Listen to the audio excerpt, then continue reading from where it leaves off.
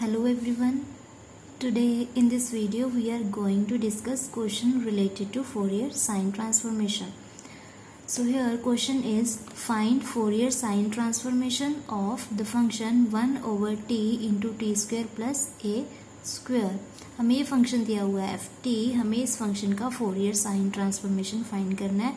So as we know that Fourier sine transformation of ft is given by integral 0 to infinity ft sin st dt.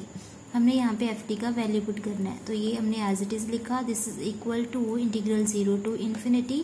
ft की value क्या दी हुई है हमें 1 over t square plus a square into sine S t D t हमने as it is लिखा. ठीक है, तो अगर हम ये फंक्शन का फोरियर साइन ट्रांसफॉर्मेशन फाइंड करना चाहते हैं, इट मीन्स हमें ये इंटीग्रल को सॉल्व करना है. तो ये इंटीग्रल को डायरेक्टली सॉल्व करना पॉसिबल नहीं है, तो हम यहाँ पे क्या कर रहे हैं, डेरिवेटिव का यूज़ करके इस इंटीग्रल को सॉल्व करेंगे. ठीक है, डिफरेंशिएशन का यूज़ करके इसको सॉल्व करेंगे. तो हमने क्या किया, ये जो इंटीग्रल है जिसका हमें आंसर फाइंड करना है, इसको हमने कंसिडर कर लिया I of s, some function of s. Some function of s कैसे चूज़ किया, क्योंकि हम यहाँ पे इंटीग्रेशन जो है वो विद रिस्पेक्ट टू टी कर रहे हैं. सो आफ्टर इंटीग्रेशन हम टी के तो यहाँ पे लिमिट्स पुट कर देंगे. These are limits of T, है ना. टी की लिमिट्स पुट कर देंगे तो आंसर जो आ रहा होगा वो एस के फॉर्म में आ रहा होगा. तभी हमने इसको कंसिडर कर लिया आई ऑफ एस. ठीक है, तो अगर हमने ये फंक्शन का फोरियर साइन ट्रांसफॉर्मेशन निकालना है, यानी हमें ये आई ऑफ एस चूज़ किया ना, तो हमें आई ऑफ एस का आंसर फाइंड करना है कि आई एस क्या होगा. सो इसको हमने दे दिया, ये इक्वेशन नंबर 1 है. नेक्स्ट स्टेप में हमने इसका डेरिवेटिव किया with respect to S. So D I over D S क्या होगा, यहाँ पे इंटीग्रेशन 0 टू इन्फिनिटी. तो जब हम एक इंटीग्रेशन का डेरिवेटिव करते हैं तो हम यहाँ पे लिबनिज रूल का यूज़ करते हैं. तो लिबनिज रूल के अकॉर्डिंग जब डेरिवेटिव यहाँ इनसाइड जाएगा वो पार्शियल डेरिवेटिव में चेंज हो जाएगा, यानी कि यहाँ पे क्या होगा, फिर वो कर्ल बाय कर्ल एस. हम डी ओवर डी एस कर रहे हैं ना, इनसाइड जाता है तब जो डेरिवेटिव है वो पार्शियल में चेंज हो जाता है. यानी हमने इस फंक्शन का with respect to S partial derivative करना है. तो ये तो फंक्शन ऑफ टी है, ये तो एज इट इज़ रहेगा. यहाँ पे 1 upon t into t square plus a square as it is लिखा. साइन एस टी का डेरिवेटिव होगा विद रिस्पेक्ट टू एस, क्या होगा, cos s t. Then s T का डेरिवेटिव क्या है विद रिस्पेक्ट टू एस, क्या होगा, टी इंटू डी टी. ठीक है, दिस इज इक्वेशन नंबर 2. और यहाँ पे ये टी से टी हमने कैंसिल आउट कर दिया. तो बचा क्या हमारे पास, d I over D s is equal to integration 0 to infinity cos s T upon t square plus a square into D T. ठीक है, अब नेक्स्ट स्टेप में हम क्या करेंगे, इसका फिर से डिफरेंशिएशन कर देंगे with respect to S. So D square I over D S square is equal to integration 0 to infinity. अब फिर से हमने क्या करना है, ये फंक्शन का with respect to S derivative करना है. तो जब हम with respect to S derivative करेंगे, ये तो एज इट इज़ रहेगा ना, यहाँ पे T square plus a square denominator में, ये न्यूमिनेटर में वैल्यू है, जो ये है हमारे पास फंक्शन ऑफ एस. तो इसका जब हम डेरिवेटिव करेंगे क्या आएगा, माइनस साइन एस टी. फिर एस टी का with respect to S derivative क्या, यहाँ पे क्या जाता है हमारे पास, टी इंटू डी टी. ठीक है, अब नेक्स्ट स्टेप में हम क्या करेंगे, देखो लास्ट क्वेश्चन जब हमने सॉल्व किया था, लास्ट क्वेश्चन में हमने ये प्रूव किया था, ये integral 0 to infinity sine S T upon T D T, इसका जो आंसर आता है वो π/2 आता है. आप इसको एज अ स्टैंडर्ड रिजल्ट, ठीक है, याद रखोगे इसको माइंड में, क्योंकि ये काफ़ी क्वेश्चंस में आगे यूज़ होगा. तो हम इसी का यूज़ करेंगे इसको सॉल्व करने के लिए आगे. तो यहाँ पे हमारे पास ये तो आ चुका है ना, minus of sine S t into T over t square plus a square. ये टर्म बनाई जा सकती है यहाँ पे, अगर हम यहाँ पे टी से मल्टीप्लाई, यहाँ पे टी से मल्टीप्लाई कर दें और टी से डिवाइड कर दें, है ना, तो बन जाएगा ना sine S T upon t. तो अब नेक्स्ट स्टेप में हमने क्या किया, इसको टी से मल्टीप्लाई कर दिया और टी से डिवाइड कर दिया. तो यहाँ पे क्या आ जाएगा, minus of sine S t, t से मल्टीप्लाई करने पे टी स्क्वायर, टी से डिवाइड करने पे यहाँ पे टी आएगा into t square plus a square into D T. ठीक है, अब हमें तो चाहिए ये sine S T upon t, ये टर्म नहीं चाहिए हमें यहाँ पे, है ना. तो हम नेक्स्ट स्टेप में क्या कर रहे हैं, यहाँ पे ए स्क्वायर ऐड कर देंगे और ए स्क्वायर सब्ट्रैक्ट कर देंगे. ये एज इट इज़ लिखा, नेगेटिव साइन हमने आउटसाइड निकाल लिया. Integration 0 to infinity sine S t, denominator में वैल्यू सेम रखा है, यहाँ पे हमने टी स्क्वायर में ए स्क्वायर ऐड किया और ए स्क्वायर सब्ट्रैक्ट कर दिया. ठीक है, इंटू डी टी, ये एज इट इज़ क्लियर है. अब नेक्स्ट स्टेप में हम ये T square plus a square को वन टर्म कंसीडर करेंगे एज अ वन टर्म. ठीक है, तो हम इसको नेक्स्ट स्टेप में यहाँ पे मल्टीप्लाई करने वाले हैं. Sine S t into t square plus a square minus of a square into sine S t D T. ठीक है, मल्टीप्लाई करने के बाद हम ये इंटीग्रल को सेपरेट कर देंगे. हाँ जी, तो सेकंड डेरिवेटिव हमने निकाला था, ये नेगेटिव साइन आउटसाइड पड़ा है, हमने साइन एस टी को यहाँ मल्टीप्लाई कर दिया t square plus a square से minus a square into sine S t. ठीक है, उसके बाद क्या करना है, ये जो डिनोमिनेटर है हम इसको सेपरेट कर देते हैं यहाँ पे टू पार्ट्स में। अगर आप इसको यहाँ लिखते हो, ठीक है, हम ये लिख सकते हैं ना, sine S t into t square plus a square upon t into t square plus a square minus a square sine S T upon t into t square plus a square. ठीक है, और फिर हम integration separate कर देंगे। जब आप इसको यहाँ रखोगे तो ये t square plus a square से t square plus a square cancel out हुआ, तो बचा क्या, sine S T upon t, है ना। इंटीग्रेशन हमने सेपरेट कर दी डी टी, फिर हमने इसको इसके अपॉन में रखा, तो यहाँ से क्या आ जाएगा, माइनस ए स्क्वायर आउटसाइड, ये नेगेटिव और ये नेगेटिव साइन पॉजिटिव साइन हो चुका है, sine S T upon t into t square plus a square d T. ठीक है, कुछ नहीं किया हमने, ये जो डिनोमिनेटर है इसको हमने सेपरेट कर दिया, दोनों पार्ट्स में अलग अलग लिखा और हमने इंटीग्रेशन को सेपरेट कर दिया, जो टर्म्स कैंसिल आउट हो रही थी कैंसिल आउट कर दी। ठीक है, तो ये d square I over D s square is equal to, ये इंटीग्रल का आंसर हम ऑलरेडी निकाल चुके हैं लास्ट क्वेश्चन में, और इसको एज अ स्टैंडर्ड रिजल्ट भी आप माइंड में रखोगे। इसका आंसर होता है हमारे पास 5/2। ठीक है, लास्ट क्वेश्चन में हमने इसको प्रूव किया, लास्ट वीडियो में आप क्वेश्चन देख सकते हो। ठीक है, उसमें हमने ये प्रूव किया है कि ये π/2 के इक्वल होता है। So this is equal to minus of π/2 plus a square. देखो ये वैल्यू अगर आप ध्यान से ऑब्जर्व करो, ये तो आई नहीं है जिसको हमने आई ऑफ एस कंसिडर किया था स्टार्टिंग में, है ना, तो इसकी वैल्यू हमने पुट कर दी आई। ठीक है, अब हमने क्या किया, ये टर्म को हमने लेफ्ट हैंड साइड पे शिफ्ट कर लिया। D square I over D s square is equal, d square I over D s square minus of a square I is equal to minus of π/2। तो ये क्या बन गया हमारे पास, non homogeneous ordinary differential equation of order 2। So ordinary differential equation कैसे solve करते हैं हम, non homogeneous ordinary differential equation, non homogeneous हो तो इसका जो जनरल सोल्यूशन होगा वो ऐसा होगा, आई के लिए सॉल्व कर रहे हैं ना हम, I is equal to complementary function plus particular integral. तो कॉम्प्लीमेंट्री फंक्शन कैसे निकालते हैं हम, सबसे पहले ये डिफरेंशियल इक्वेशन को सिंबॉलिक फॉर्म में चेंज करेंगे। सिंबॉलिक फॉर्म मीन्स हम इसको डी की फॉर्म में लिखेंगे, कैपिटल डी। तो हम क्या करते हैं, डी ओवर डी एस को कैपिटल डी पुट कर देते हैं, तो डी स्क्वायर क्या होगा यहाँ पे, ये d square over D s square.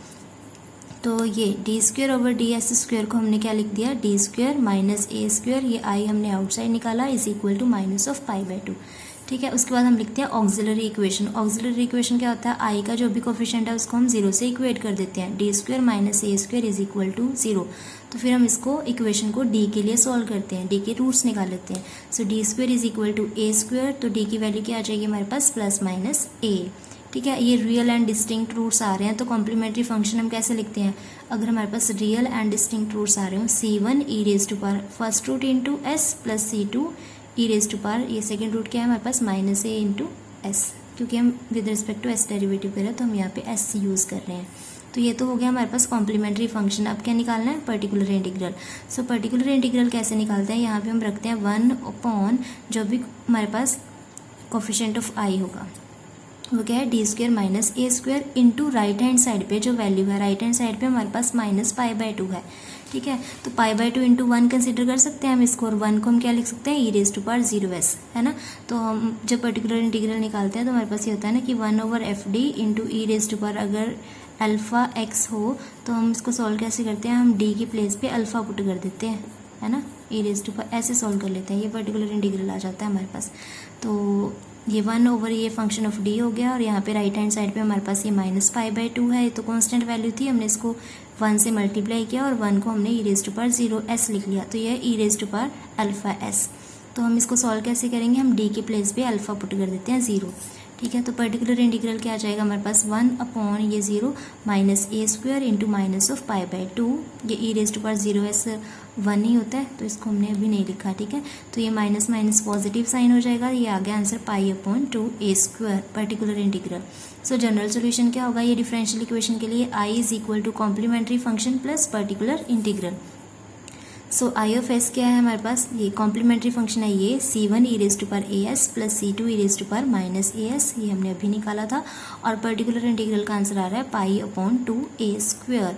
तो देखो हमने क्या फाइंड करना था, हमने आई ऑफ एस ही तो फाइंड करना था, है ना। स्टार्टिंग में हम क्या फाइंड कर रहे हैं, Fourier sine transformation of f T.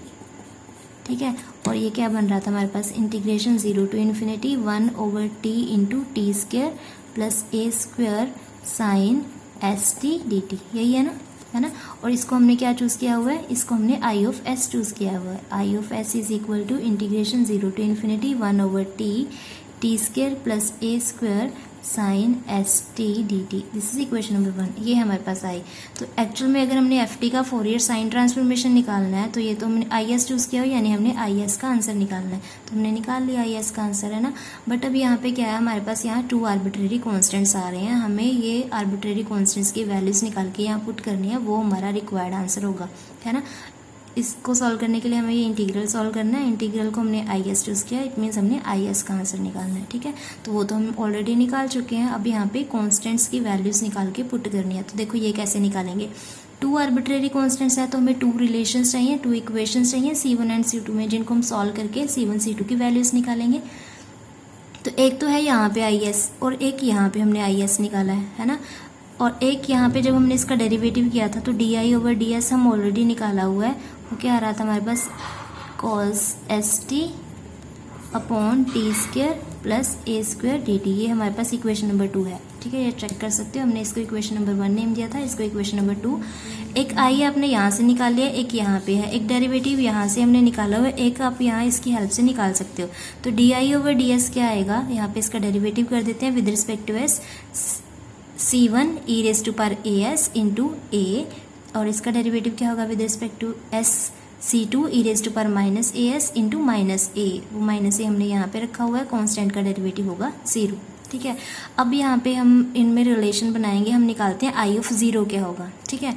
तो अगर हम यहाँ पे पुट कर देते हैं आई ऑफ 0, यानी s को हमने 0 पुट किया यहाँ पे और फिर यहाँ पे, ये दोनों इक्वल होंगे ना, यहाँ पे आई ऑफ एस का ये आंसर है, ये भी आई ऑफ एस का आंसर है।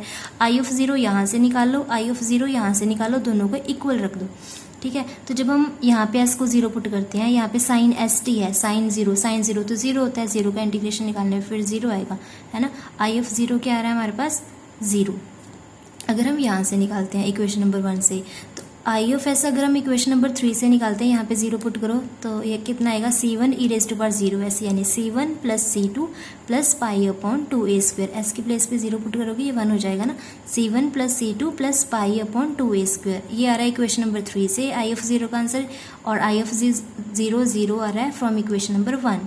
सो इट मीन्स यहाँ से हम ये लिख सकते हैं C1 plus C2 plus pi upon 2a square is equal to 0।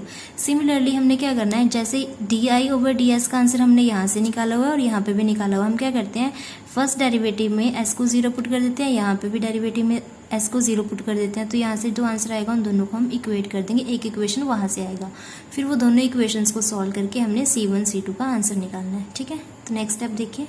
हाँ जी, तो हमने नेक्स्ट स्टेप में अब क्या करना है, हमने यहाँ पे D I over D S में s को 0 पुट करना है। जब हम यहाँ पे 0 पुट करेंगे, आंसर क्या आएगा, s को 0 पुट करने पे AC1 माइनस AC2, है ना।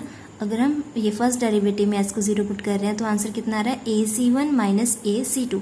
सिमिलरली जब हम यहाँ पे D I over D S में s को 0 पुट करेंगे तो यहाँ पे कोस 0 तो 1 होता है, तो ये क्या बना हमारे पास, integration 0 to ∞ dt upon t square plus a square, है ना। D I over D s जब हम एट 0 निकालेंगे तो ये बन रहा होगा 0 to ∞ 1 over t square plus a square into D T.